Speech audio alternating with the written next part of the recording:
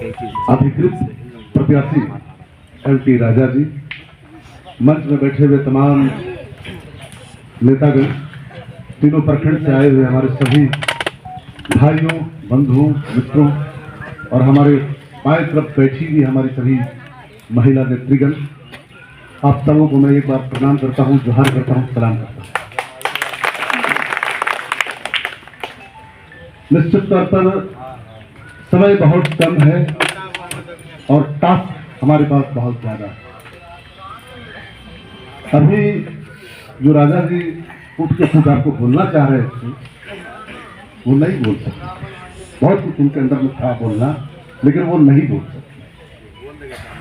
उनके मन की बात को आप समझ पा, उनके भावना को, उनके भाव को आप समझ पा रहे हैं कि ये क्या बोलना चाह रहे हैं। दरअसल एक छोटी सी बात मैं आपको याद दिला दूं, इस राजभर विधानसभा में झारखंड मुक्ति मोर्चा का कैंडिडेट मैं 1995 में था और राजा मेरे साथ साथ चल रहा था। उस जमाने में जब झारखंड मुक्ति मोर्चा को लोग दियारा क्षेत्र में बड़ा नफरत की निगाहों से देखता था, स्वतंत्रता का पार्टी लिखा दिया। बहरहाल समय का चक्का घूमता चला गया और मैंने कहा था लोगों को कि हम सिर्फ चुनाव लड़ने नहीं आए हैं, बल्कि आपको ये बताने के लिए आए हैं कि आने वाले दिनों में यहाँ पर झारखंड राज्य होगा, इसलिए कि हम लोग झारखंड राज्य की लड़ाई लड़ रहे हैं। लोग विश्वास नहीं कर पाता था, लोग बोलता था कि आदमी झूठ बोलता है। और त्यारपुर में तो हद हो गई भाई। त्यारपुर में कुछ लोगों ने हमको रोका और कहा कि आप जो कहते हैं, हमारे कई कार्यकर्ता यहाँ बैठे हुए हैं, जब हमसे झंझट हो रहा था कि आप ये झूठ बात क्यों बोल रहे हैं कि यहाँ झारखंड राज्य कभी होगा। तो हमारे कांग्रेसी साथी थे जो आज हमारे साथ बैठे हुए हैं लोग, उन्होंने कहा, एक खिस्सू नाम का एक आदमी था आज की डेट में, वो नहीं, उनको जन्नत नसीब हुआ, अल्लाह जन्नत नसीब करे उनको। उन्होंने कहा कि जिस दिन झारखंड राज्य होगा मेरे इस हाथ में बाल उगना है, मेरे इस हाथ में तलंती में मेरे बाल आएंगे, इस तरह का भाषा उन्होंने कहा। मैंने कहा कि खिस्सू भाई, क्योंकि आप लड़ते नहीं हैं, आप आंदोलन में शामिल नहीं है, इसलिए जो है आप इस तरह की बात कर रहे हैं। हम लोग लड़ रहे हैं, पुलिस की लाठियां खा रहे हैं, जेल जा रहे हैं, आंदोलन कर रहे हैं, उलगुलान कर रहे हैं, कभी रेल रोको, कभी बस रोको, कभी रोड को जाम करो, इस तरह की काम हम लोग कर रहे हैं झारखंड राज्य के लिए। इसलिए हम लोग को इस बात का एहसास है, भले आपको ना एहसास हो, आप लोग को ना एहसास होता हो, जिस दिन झारखंड राज होगा मैं आपके सामने जरूर आऊंगा। और मुझे गर्व है इस बात कि जब झारखंड राज मिला तो वो आदमी जिंदा था और मैं याद करके मैं उनके पास गया, कहा कि खिस्सू भाई मैं आज आपके पास आया हूं, कहां है आपका हथेली, दिखाइए बाल उगाए हैं या नहीं। जिस लिए हम लोगों ने झारखंड राज लिया, बहुत सारा काम अधूरा रह गया है। 95 में चुनाव लड़ा, मैं दूसरे नंबर पर रहा, नहीं चाहते हुए भी लोगों ने हमारी बात भाषा से सुन समझ करके लोगों ने वोट दिया, लेकिन एक तरफा वोट हो गया। हम निरपेक्ष नहीं रह पाए, बात समझ रहे हैं हमारी, हम निरपेक्ष नहीं रह पाए। किसी एक समुदाय के लोगों ने हमको वोट दिया, लेकिन फिर भी हम सेकंड रहे। हम 2000 में भी चुनाव लड़े, उसमें भी हम सेकंड रहे। उस बार कुछ लोगों ने हमको समझा कि नहीं, पढ़ा लिखा लड़का है, प्रोफेसर है, डॉक्टर है, जो भी हो, पढ़ा लिखा लड़का है, ये कुछ करेगा। उसके लिए कुछ लोगों ने ज्यादा वोट दिया, हम सेकंड रहे। उसके बाद हमने राजा को लड़ाना शुरू किया, लगातार इनको हमने 2-3 बार लड़ाया, बहुत करीब करीब जाकर के। बहुत अफसोस की बात थी, इधर पिछले दिनों इन्होंने फिर एक चुनाव लड़ा था और चुनाव प्रतिशत आप लोगों ने देखा होगा बहुत बढ़ा, लेकिन फिर भी हम लोग हार गए।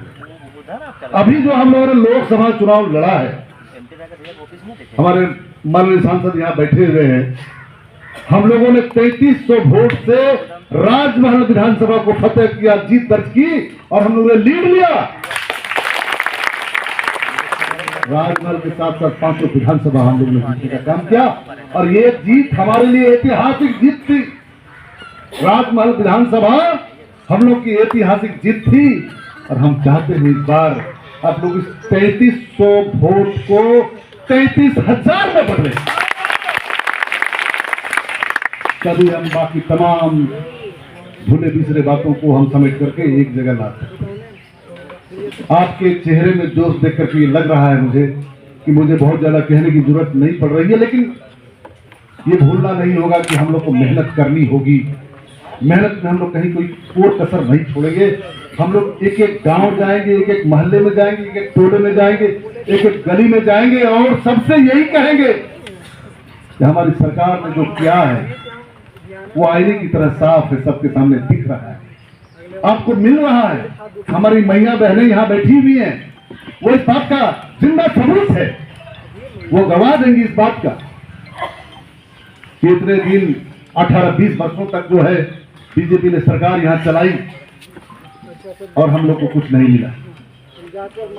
झारखंड को सिर्फ शोषण और शोषण ही करता रहा लोग, झारखंड को दिया कुछ नहीं। 5 साल के, जैसा कि अनिल जी ने कहा कि 5 साल के कालखंड में हमारी सरकार बनी और 2 साल तो गुजर गया, कोरोना में गुजर गया। उसके बाद से बीजेपी की सरकार और केंद्र की सरकार सारे पिता विरोधी मिल करके झारखंड सरकार को, हेमंत जी को गिराने की कितनी साजिश में जुट गए। सुबह शाम लोग यही चाह रहा था कि हेमंत की सरकार गिर जाए, हेमंत की सरकार खत्म हो जाए।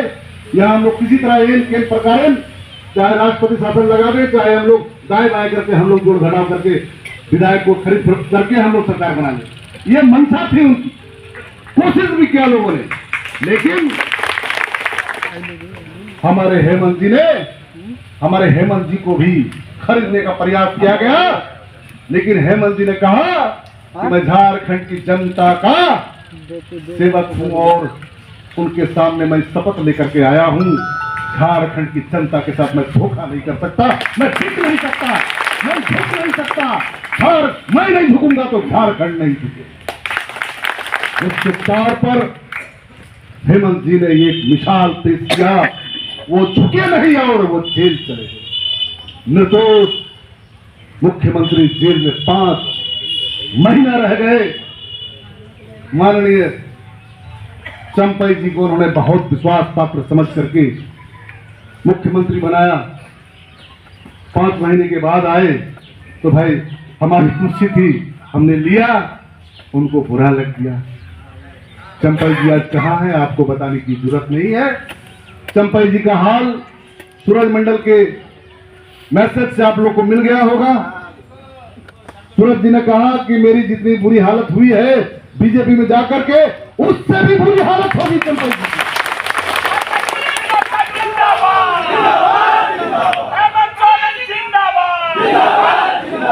आज झारखंड मुक्ति मोर्चा की आंधी चल रही है, एक वेव चल रहा है, लहर चल रहा है झारखंड मुक्ति मोर्चा का, और उस वेव में बड़े बड़े नेता भी हमारे पास आ रहे हैं। विधायक केदार हाजरा, विधायक उमाकांत रजक, पूर्व विधायक लुइस मरंडी, ऐसे लोग हमारे पार्टी में शामिल हो रहे हैं और उनको टिकट देने का काम हमारे माननीय मुख्यमंत्री, हमारे पार्टी के कार्यकारी अध्यक्ष हेमंत जी कर रहे हैं। निश्चित तौर पर सभी लोगों ने ये बात समझ ली है, सभी लोगों ने ये समझ लिया है कि आने वाला समय और किसी का नहीं बल्कि झारखंड मुक्ति मोर्चा का ही है। समय से पहले लोगों ने डिसीजन ले लिया, निर्णय ले लिया। आज आप लोग से भी मैं यही कहना चाहता हूं कि जो लोग छूटे बड़े इधर उधर हैं, अब सिमट करके हमारे पास आ जाइए, इसलिए कि हम खड़े हैं, हमारा इंजन लगा हुआ है, बस छूटने ही वाले हैं। हम विधानसभा हर हाल में इस बार जीत रहे हैं, इस बात का सबूत आपके चेहरे की खुशी है। मैं चाहता हूं एन केन प्रकार साम दाम दंड भेद, हर तरह से हम लोग इस बार इस विधानसभा को जीतेंगे। बीजेपी का मुंह सूखा हुआ है, उनके मुंह से अभी भी लार टपक रहा है कि हम इस विधानसभा को फिर हैट्रिक करेंगे, लेकिन ये मौका हम लोग नहीं देंगे, किसी भी हाल में नहीं देंगे। निश्चित तौर पर हम लोग एक मुट्ठी की तरह खड़े होकर, एक होकर के हम लोग इस बार इस विधानसभा को, एक बार ऐसा भी मौका आया था कि हम इस विधानसभा को जीत सकते थे, लेकिन अपने ही लोग जो है कुछ इधर उधर हो गए, मैं खड़ा हूं, मैं भी कई बार खड़ा हो गया, तो निश्चित तौर पर हम लोगों से भूल भ्रांति हुई है, लेकिन इस बार हम लोग कोई भूल भ्रांति नहीं होने देंगे, इसलिए कि जगते जगते जगते अब हम लोग जाग चुके हैं। क्या बात, हम लोग को बहुत ठोकर लगी है, बहुत सबक लिया है हम लोगों ने, बहुत आंसू बहाए हैं हम लोगों ने। एक एक चीज का बदला लेना है, एक एक चीज का हम बदला लेंगे।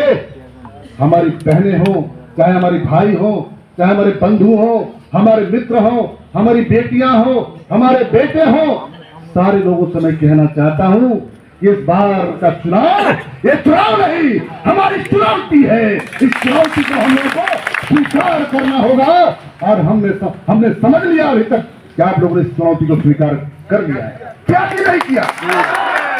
निश्चित तौर पर आप लोगों ने इस चुनौती को स्वीकार कर लिया है।